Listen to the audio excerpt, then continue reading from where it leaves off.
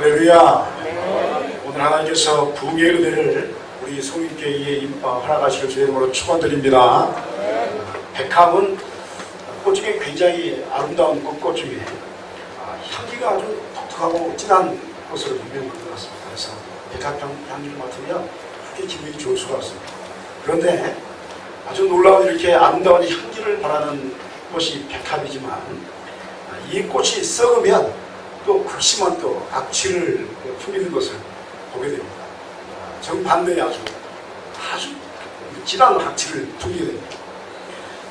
이런 반대적 현상, 우리가 그리스도를 배반하고 돌아선 자들에게서 찾아볼 수가 있는데, 특별히 독일의 사회주의자 칼 막스라는 그 사람이 마르크스라고 하는데, 이 사람한테 여러분 신학생이었다는 사실을 들으면 한참 놀라게 됩니다. 여러분 목사가 된다고 신학을 했던 사람이 정반대로 가니까 아주 이 세상에 악한 존재로서 변해버리는 그러한 이론을 펼쳤던 기독교의 현장자, 그래서 기독교를 핍박하는 이론적인 토대를 만들었던 아주 이제 칼 막스를 우리가 볼 수가 있습니다. 여러분 교회에 가장 크게 악영향을 끼치고 있는 것은 그럼 불신자가 아니라 어떤 면에서는 오히려 자신을 기독교인이라고 말하면서도 기독교인처럼 살지 못하는 그리스도인이라는 것이 마음 아픈 현실로 다가옵니다. 물론 전도의 문을 막는 것도 불신자들이 전도의 문을 막는 게가 많은 게 아니라 교회는 다니는데 크리스찬인데 난 크리스찬이에요. 예수를 믿는데 예수를 믿지 않는 사람, 그런 사람들을 위해서 전도의 문이 막히고 예수를 믿지 못하게 하는 일들을 많이 보게 되면서 그런 걸 보면서 야, 이게 참 가슴이 너무 아프다 하는 그런 생각을 해봅니다. 원하고 바라기는 우리 성인께는 참된 제자만이 모여지는 그러한 교회가 되기를 간절히 소원합니다. 우리 모든 성인교회 성도들은 예수를 참되게 따라가는 사람, 제자, 교회의 그러한 삶을 살아가는 사람들이 되어서 하나님께 영광 돌리는 아름다운 우리 성울인 공동체 되어지기를 간절히 소원합니다. 오늘 본문의 말씀은 예수께서 오순절 다락방에 성령 강림 사건을 중심으로 이루어진 후에 베드로의 설교를 통해서 3,000명이나 되는 사람들이 세례받는 사건이 있었습니다. 놀라운 사건이죠. 지금도 여러분 3,000명이 만약에 세례받는다, 이건 굉장한 사건입니다. 이제 우리나라 중에 노사훈련소에서나 이렇게 막 한꺼번에 해야지, 그건 이제 빵 먹으려고 와서 이제 세례받는 경우가 참 많습니다만, 그냥 빵 준다니까 와가지고 세례받는, 옛날에 그랬어요. 막 다 와가지고 세례받고 카톨릭 가서 또 세례받고 또 영세받고, 그래서 야, 넌 누구 믿냐? 그런 이제 이야기도 하고 그랬었는데, 그런데 진심으로 회개함으로써 나와서 내가 예수 앞에서 세례받겠습니다. 3,000명이나 세례받는 엄청난 역사, 그런 역사가 오순절 마가다락방에 성령이 강림하신 뒤에 일어난 사건입니다. 베드로의 설교를 듣고 우리가 어찌하면 우리가 구원받게 되냐 하는 이야기 들으면서 자신들이 회개하고 예수님께 나와 나중에 3,000명, 5,000명 받고 한꺼번에 돌아오게 되죠. 그래서 예루살렘께는 굉장한 힘을 받습니다. 어마어마한 힘을 받습니다. 유대인들로 구성되어 있던 이 예루살렘 교회였지만 하나님 앞에서 헌신하기로 원하고 예수의 이름으로 헌신하기를 원했던, 순교도 마다하지 않았던 사람들이 모인 공동체가 초대교회에 있습니다. 우리는 예수 때문에 죽어도 좋다, 그런 이야기를 한 것입니다. 그리고 나서 이 초대교회가 형성됐는데 이 교회의 모습이요, 지금까지 있었던 교회의 모습 중에서 최고의 모습을 보입니다. 이후에도 이런 모습을 보이지 않습니다. 어마어마한 모습을 초대교회 공동체가 보이게 됩니다. 특별히 본문은 매우 값지고 중요한 이유는 모든 세대의 교회가 본받아야 할 교회의 모습을 우리에게 스탠다드로 다 보여주는 모습이기 때문에 본문의 말씀이 매우 중요한 그런 교회의 모습을 우리가 알 수 있습니다. 오순절 다락방의 성령 강림 사건 이후에 많은 유대인들이 회개하고 주님께 돌아왔습니다. 그리고 이들은 교회의 사역자들은 사도들을 두려워했다라고 이야기합니다. 왜냐하면 그들을 통해서 기사와 표적이 많이 나타나기 때문입니다. 기도하면 병이 나왔고, 기도하면 귀신이 나왔고, 기도하면 기적이 일어났습니다. 우리 성인교회도 그런 역사가 일어날 줄 믿습니다. 우리 또 여기는 담임 목사 기도하면 그런 역사가 일어나게 기도해 주시기 바랍니다. 우리 장로님들 가서 기도하면 그런 역사가 일어나게 기도해 주시기 바랍니다. 여러분 교회 중직자들이 기도하면 기적이 일어나야 할 수 있습니다. 여러분 초대교회 보면 쉽게 말하면 목회자만 기적을 일으킨 게 아니었어요. 일곱 지사도 기적을 일으켰고 복음을 전하니까 놀라운 일들이 막 일어나기 시작했습니다. 그래서 예수 그리스도를 믿는 사람들이 누구나 어떤 마음이 들었냐면 교회의 중직자라면 교회의 목회자라면 기본적으로 두려워하는 마음을 가졌습니다. 우리가 신방할 때 여러분 어떤 마음으로 여러분 신방 받습니까? 물론 목사가 신방 가지만 우리 장로님 목사님들이 함께하지만 누가 오시는 겁니까? 내 집에? 주님께서 오신 줄 믿습니다. 그런 마음으로 신방을 받는 거예요. 예수님께서 내 집에 들어오신다. 여러분 이 신앙 고백은 여러분 계속 지켜야 할 우리의 정통인 줄 믿습니다. 우리의 전통이 되어야 됩니다. 그래서 주께서 오신다. 우리 이제 가을철 좀 이제 2달 지나면 또 대신방합니다. 가을철 대신방하는데 여러분 그때는 어떤 마음으로 우리가 기다려야 됩니까? 주께서 내 집 안에 오신다. 주께서 나에게 오신다. 우리 구역예배 드릴 때 어떻게 해야 됩니까? 주께서 내 집에 오신다. 할렐루야. 구역장이 말씀 전할 때는요 여러분 주께서 나에게 말씀하신다. 그런 마음으로 말씀드려야 되고 우리가 대예배로서 또 저녁예배로서 수요일밤 예배로서 금요기도회로 모이면 주께서 우리 안에 함께 하신다는 그 마음으로 두려운 마음으로 예배를 사모해야 할 줄 믿습니다. 주께서 우리의 믿음을 통해서 그대로 오시는 것입니다.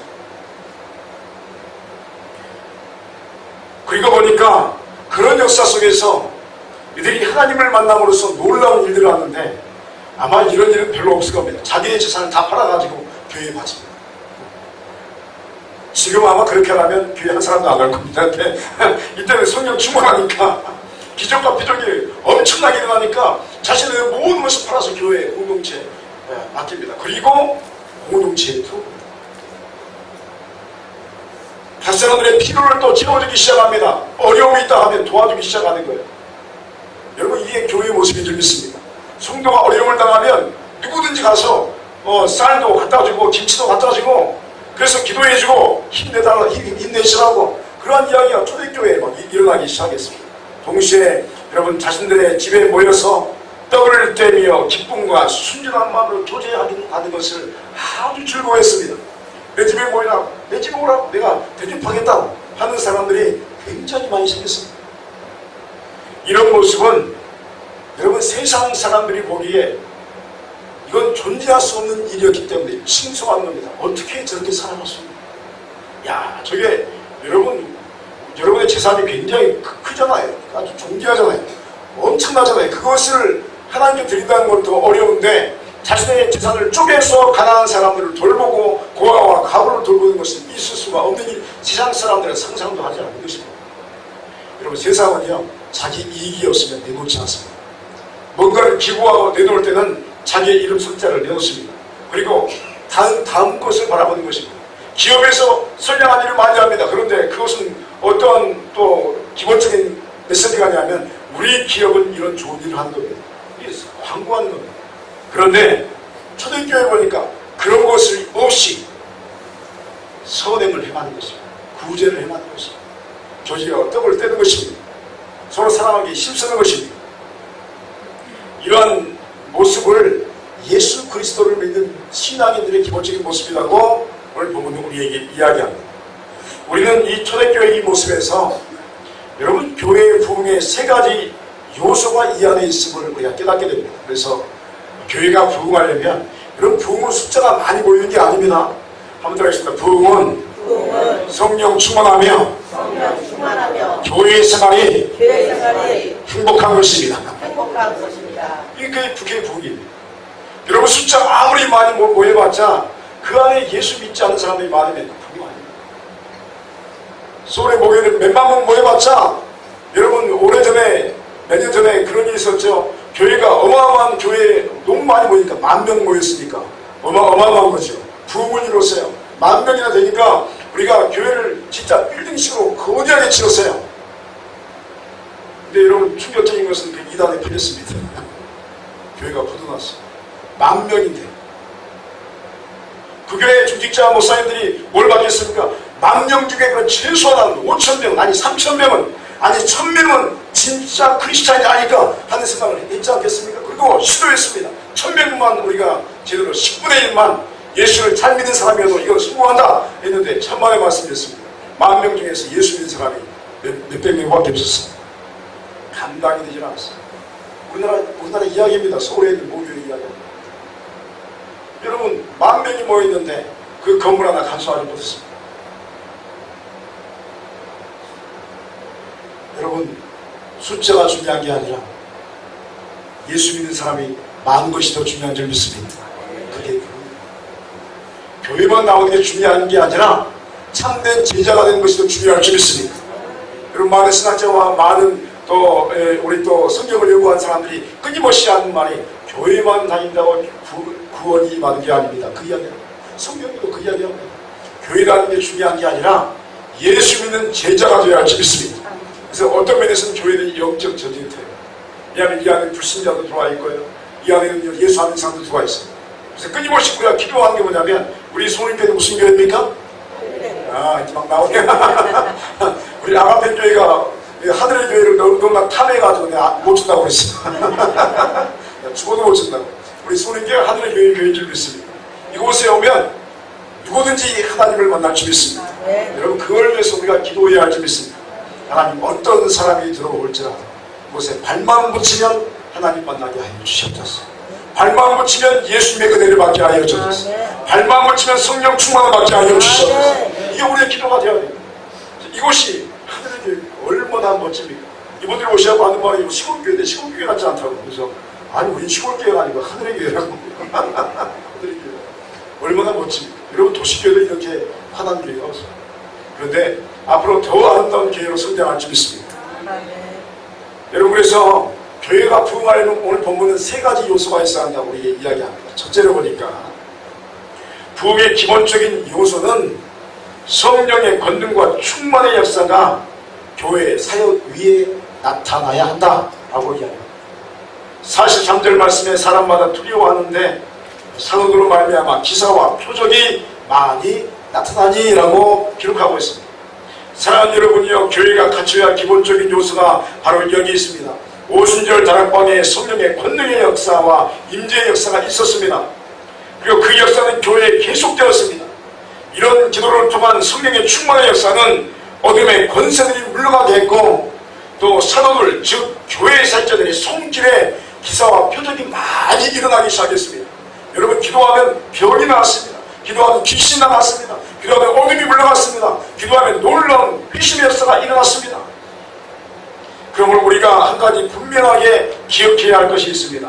여러분 교회는 기도하는 집이 되어야 할 줄 믿습니다. 여러분 만민이 기도하는 집이 우리 소림교회인 줄 믿습니다. 여러분 기도 없이 부흥은 이루어질 수 없습니다. 기도 외에는 이런 유가 날 수 없습니다. 우리 주님의 말씀입니다.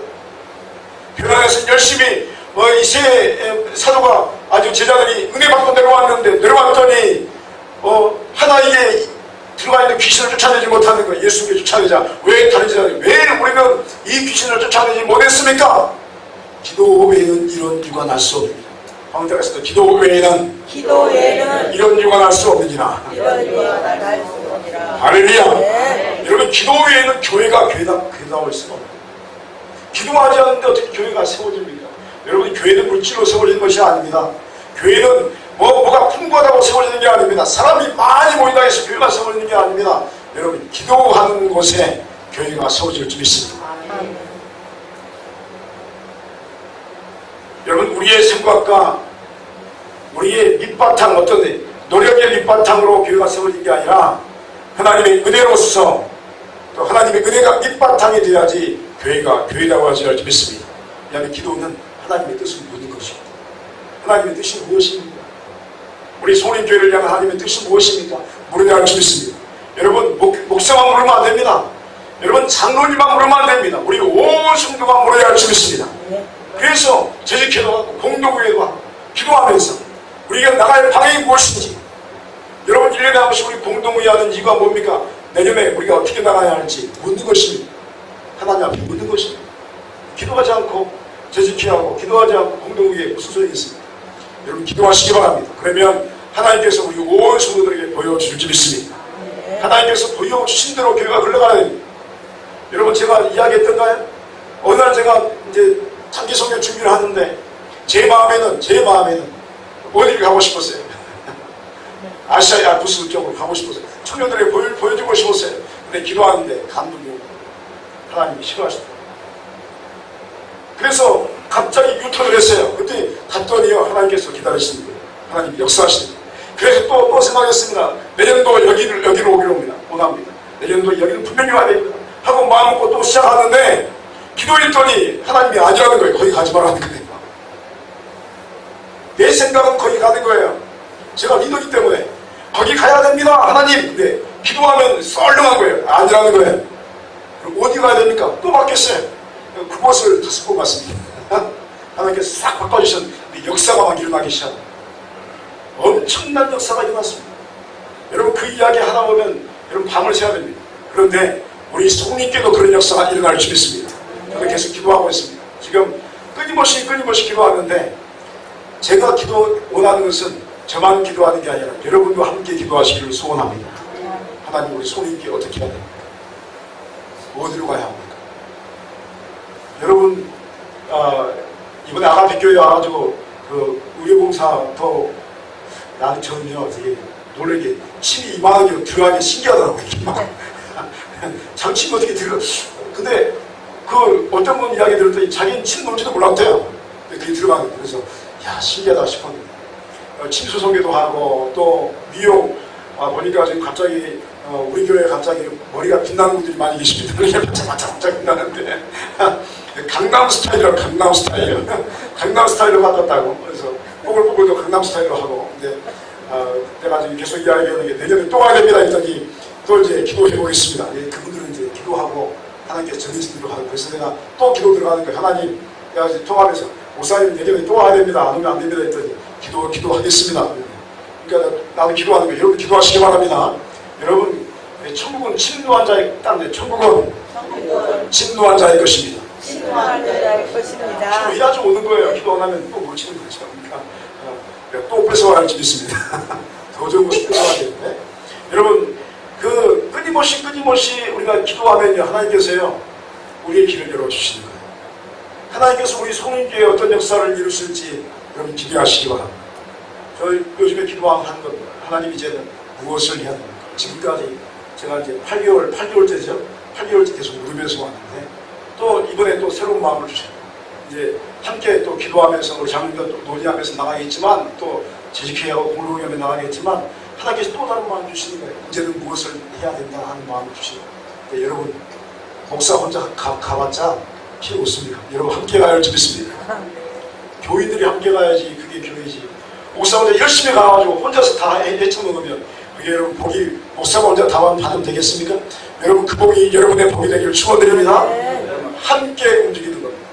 따라합니다. 교회는 함께 움직이는 것입니다. 함께 움직이는 것입니다. 제가 천천히 가고 있습니다. 왜냐하면 함께 움직이는 여러분 참여하시기 바랍니다. 그 복 여러분 참여한 사람만 받을 줄 믿습니다. 참여하면 나오면 다 받을 것입니다. 근데 여러분 함께 복을 바랍니다. 여러분 제가 추구하는 목표는 행복한 교회. 성교회도 하나님 만나 행복할 줄 믿습니다. 성교회도 행복한 거예요. 또 무엇을 해도 행복한 거예요. 행복해야 한다고 했습니다. 여러분 그래서 이런 역사를 위해서 우리가 하시는 것은 무엇입니까? 여러분 본 말씀은 사람마다 두려워하는데 라고 하는 그 말에서 여러분 그 해답을 또 찾을 수가 있습니다.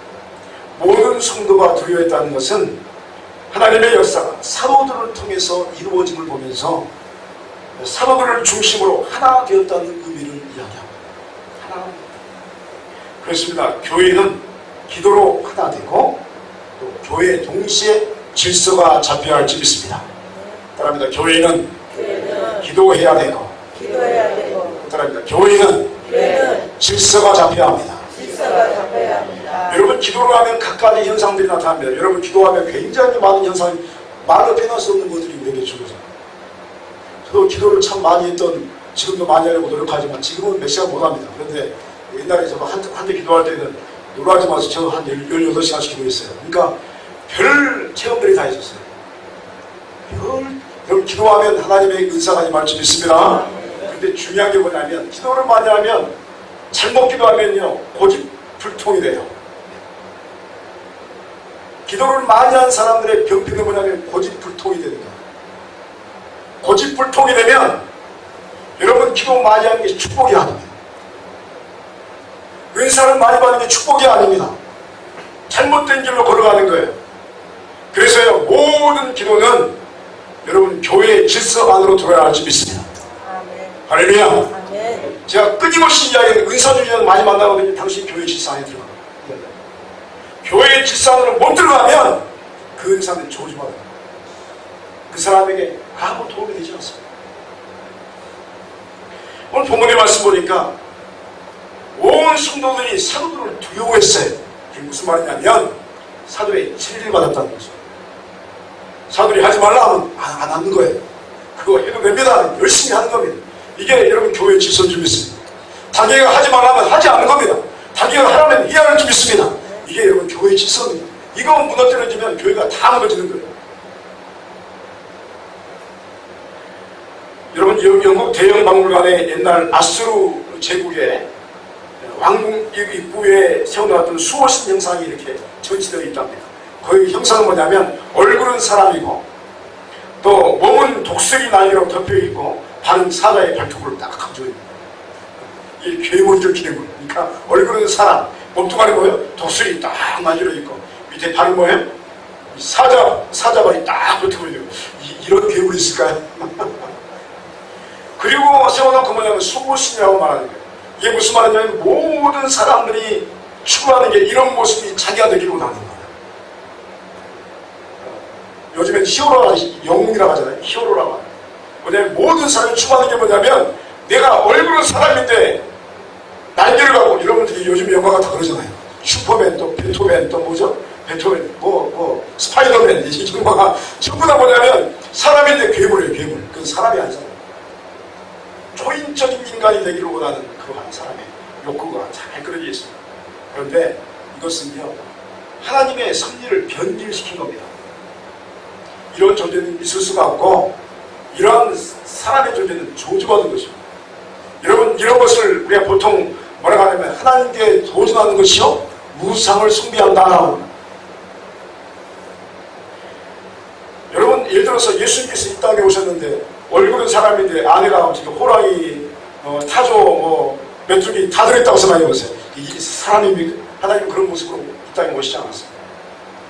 따라서 예수님은 참된 인간의 모습으로 이 땅에 오셨습니다. 여러분 사람들이 자기가 최고의 존재가 되기 위해서 노력하고 모든 사람을 지배하기 위해서 힘을 얻기를 위해서 애쓰는 것을 뭐라고 하냐면 인면수심이라고 하는데 이것은 바로 외식하는 사람, 양심에 화인 맞은 사람이다. 여러분 기본적으로 하나님 앞에서 저와 여러분이 사람이 되어야 할 줄 믿습니다. 저와 여러분이 사람으로서 기도하고 사람으로서 예배 드려야 할 줄 믿습니다. 내가 하나님 되면 안 돼요. 내가 모든 것이 중심이 되면 안 됩니다. 하나님이 중심이 돼요. 주님이 중심이 되어야 돼요. 여러분 외식과 우상 숭배의 공통점이 있다면 자기 중심으로 모든 것을 흘러가기를 바란다는 것입니다. 내 중심으로 내가 해야 돼요. 내가 모든 것을 이루어야 한다는 것입니다. 그러나 여러분 교회는 자기 중심으로 흘러가지 않습니다. 교회는 성령께서 인도하시는 것 그리고 하나님께서 원하시는 뜻대로 흘러가는 것이 교회인 줄 믿습니다. 사람의 뜻은 통하지 않습니다. 하나님의 뜻만이 통하는 것이 교회입니다. 그래서 우리는 교회 생활을 할 때 질서를 생각하며 협력하는 것을 생각해야 할 줄 믿습니다. 그리고 이 질서와 협력을 위해서 우리는 성령 충만함을 해야 합니다. 왜냐하면 성령 충만함이 임하지 않으면 우리는 협력하지 못합니다. 성령 충만함이 임하지 않으면 우리는 질서에 순종하지 못합니다. 원하고 바라기는 여러분이요 성령 충만함 받으시기 바랍니다. 교회의 질서 안에서 여러분 충성한 여러분 되시길 축원드립니다. 교회의 부흥이 임할 줄 있습니다. 둘째로 보니까 교회의 부흥의 두 번째 요소는 모이기에 힘쓰는 자들이 되어야 합니다. 46절 말씀 보니까 날마다 마음을 같이하여 성전에 모이기를 힘쓰고 집에서 떡을 떼며 기쁨과 수전한 마음으로 음식을 먹었다라고 기록하고 있습니다.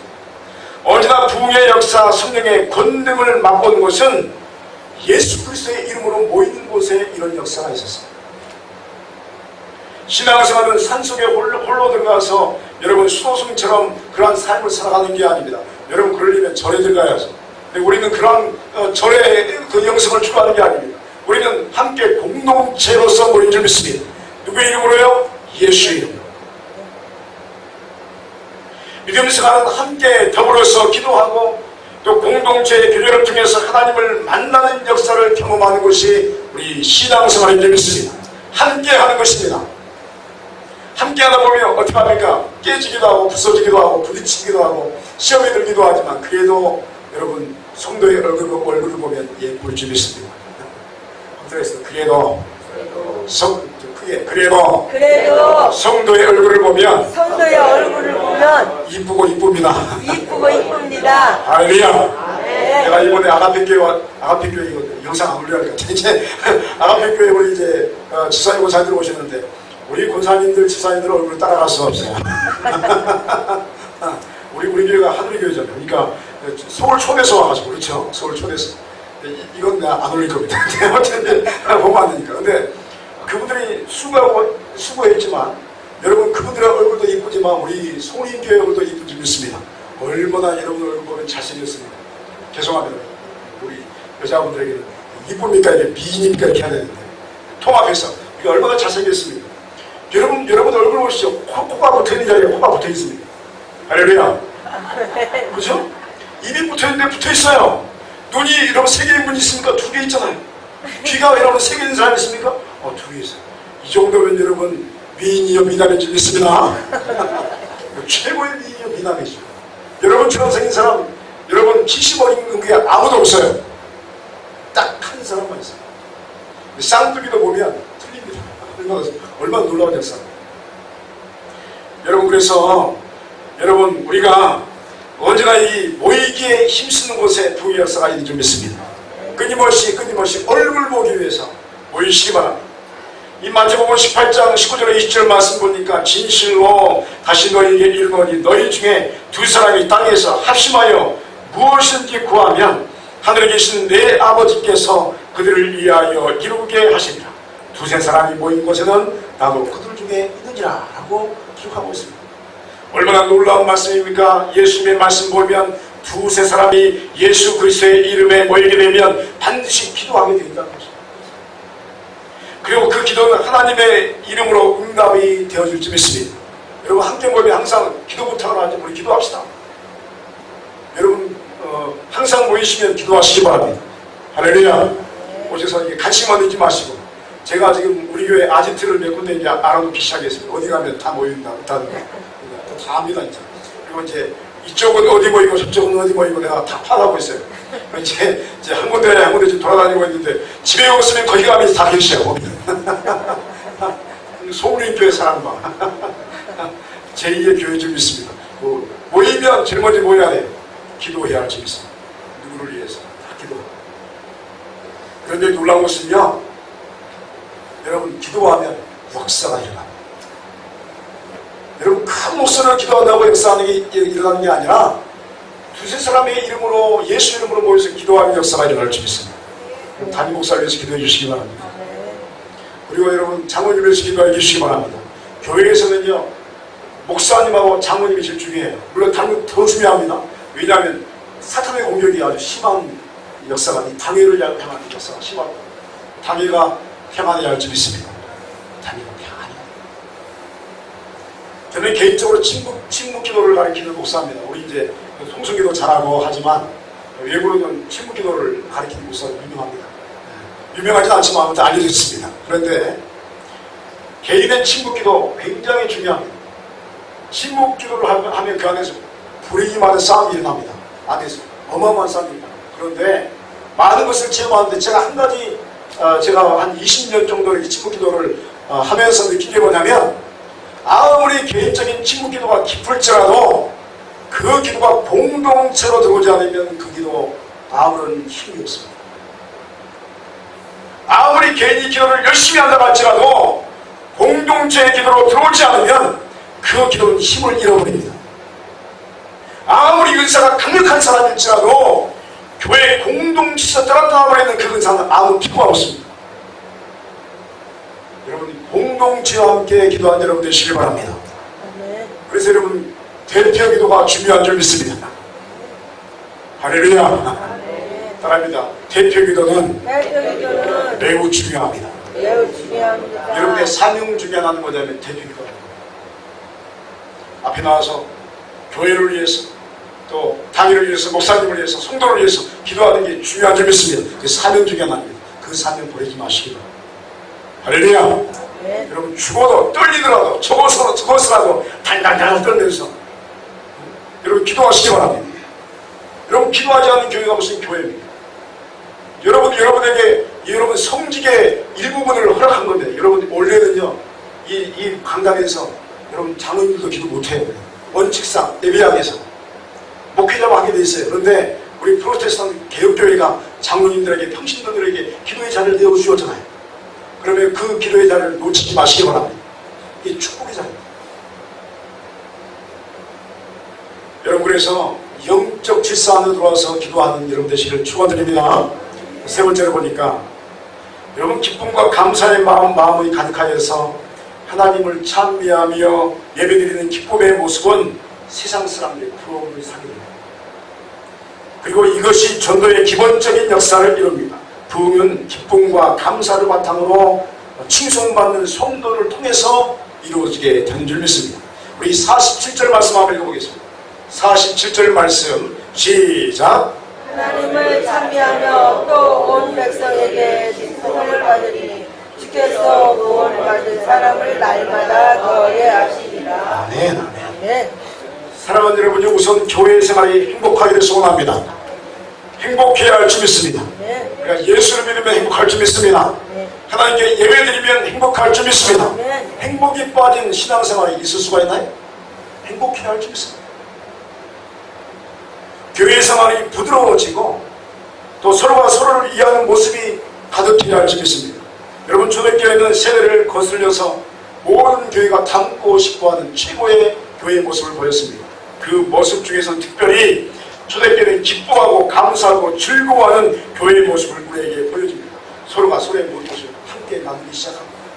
기쁨도 나누고 슬픔도 나누고 음식도 나누고 그러니까 너무 행복하게 지내니까 주위에서 보니까 나도 저런 생활을 하고 싶다. 여러분 313년 콘스탄틴 대제가 기독교를 인정하는 칙령을 내립니다. 예수를 믿으면 더 좋다 이 이야기를 하는 순간에 어마어마한 역사가 일어났죠. 그 전에 뭐가 깔려있는 줄 아십니까? 로마가 기독교에 정복될 수 있었던 유일한 하나의 그러한 모습은 뭐냐면 기독교인들을 보니까 야, 저 사람들의 인생이 진짜 나라는 생각을 했어요.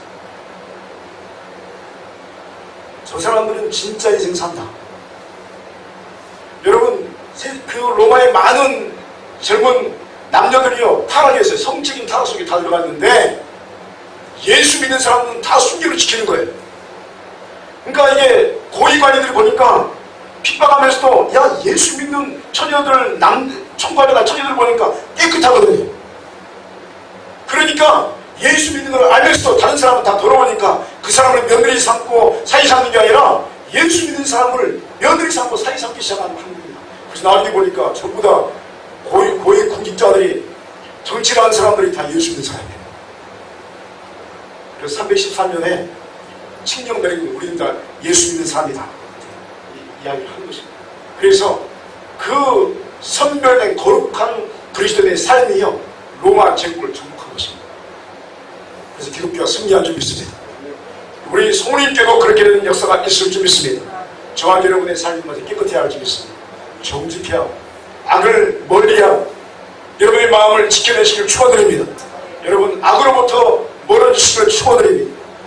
죄와 싸움에 피 흘리기까지 싸우시기 바랍니다. 따라합니다. 죄와 싸움에 피 흘리기까지 싸워내야 합니다. 이거 포기하면 예수 믿는가? 이거 시끄니뭐 이거 내야 되는 것이.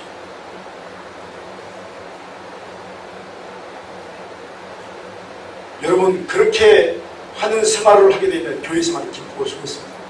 왜냐하면 하나님을 만나는 것. 여러분 회개하면 성령이 임할 줄 믿습니다. 정결해지면 하나님을 뵙게 됩니다. 하나님이 이곳에 임재하신 줄 믿습니다. 하나님 지금 여러분과 함께 하십니다. 여러분, 여러분의 삶을 다 보고 계십니다. 그래서 예배드리는 순간에 우리를 받아주시는 겁니다. 여러분, 언제가 미국 갤럽 연구소가 18개국 국민을 대상으로 행복한 행복도 조사를 행했는데, 조사 결과 아이슬란드가 1위를 차지 가장 행복한 나라 아이슬란드. 그런데 놀라운 것은요, 이 추운 북대서양에 고립되어서 사나운 바다와 싸워야 하는 이 아이슬란드, 겨울에는 밤이 20시간이 됐습니다. 해가 뜨지 않는 거예요. 24시간 중에 20시간, 4시간만 해를 볼 수 있는 나라. 물고기를 잡으며 살아가는 인구가 30만 명에 불과한 나라. 자연 환경이 매우 좋지 않은 나라. 춥고 다습하고 아주 그냥 어려운 나라. 그런데 최고의 행복한 나라가 되었습니다. 아이슬란드 대학교의 사회학자 소르린드 교수가 그 이유를 이렇게 이야기합니다. 행복의 비결은 생활의 안락함이 아니라 오히려 불편함이 있었습니다. 불편함 속에서도 아이슬란드인들은 자신들의 가진 환경을 즐길 줄 아는 사람이었습니다. 그래서 최고의 행복한 나라가 된 것입니다. 여러분, 지금 지구촌에 편안함을 추구해서 많은 온실가스를 배출하고 공해를 배출하면서 자연을 학대하면서 변화가 일어나기 시작합니다. 우리나라도 여러분 얼마나 이 자연 환경에 피해가 심합니까? 이 보름이나 이렇게 장마가 뒤로 후진하고 앞으로 어떤 일이 어떻게 일어날지 모릅니다. 그래서 선진국일수록 자연 파괴가 아주 심각해집니다. 그래서 여러분 이런 것을 보면 행복은 빠르고 편안함에 있지 않습니다. 빠르고 편안하면 행복이 멀어질 수가 있습니다. 어느 교회 갔더니 화단에 이런 편말이 써져 있더라고요. 한자가 있습니다. 느림의 미학. 느려야지 아름다움을 체험할 수 있고, 느려야지 행복해질 수 있다. 여러분 삶을 좀 느리게 사시기 바랍니다. 얼마나 빠른지 모르겠는데, 그런데 느림의 미학. 여러분 기도하면 느려질 수가 있습니다. 그 순간만으로 영혼의 세계에 들어갈 수가 있습니다. 여러분, 진정한 행복은 자연을 존중하고 또 그 속에서 이웃과 하나 될 때에 우리에게 다가오게 되는 것입니다. 여러분, 교회의 행복은 여러분 평안함과 또 안락함 속에서 허락되는 것이 아닙니다. 편안하고 행복할 줄 아십니까? 여러분, 많은 사람들이 교회 나오지만 행복을 누리지 못합니다. 도리어요, 교회의 불평함 속에 뛰어드는 사람들, 교회 안에 헌신으로 뛰어드는 사람이 행복을 누리기 바랍니다. 여러분, 성령 충만한 상태는 어려움과 역경을 함께 기도로 이겨내면서 예배로 마음을 모을 때 우리에게 성령 충만이 임할 줄 믿습니다. 교회 와서 서비스만 하고 편안히 땅에서 충만함이 임하는 게 아니라 함께 움직이고 함께 헌신하고 함께 그 일을 위해서 애쓸 때에 여러분 성령 충만의 은혜가 임할 줄 믿습니다. 오늘 하나님의 역사가 사라졌다고 많은 사람들이 이야기합니다. 왜 그렇습니까? 하나님 앞에서 헌신이 멈췄기 때문입니다. 하나님의 역사가, 하나님의 은총이 멈췄다고 이야기합니다. 왜 그렇습니까? 참여하는 것을 멈췄기 때문에 그렇습니다. 여러분 참여하시기 바랍니다. 헌신하시기 바랍니다. 불편함 속에 뛰어드시기 바랍니다. 자기 십자가를 지고 예수를 쫓을 때에 십자가의 은총이 여러분의 것이 될 줄 믿습니다. 그 은총이 우리 성인교회에 가득히 마시기를 주의 이름으로 축원드립니다.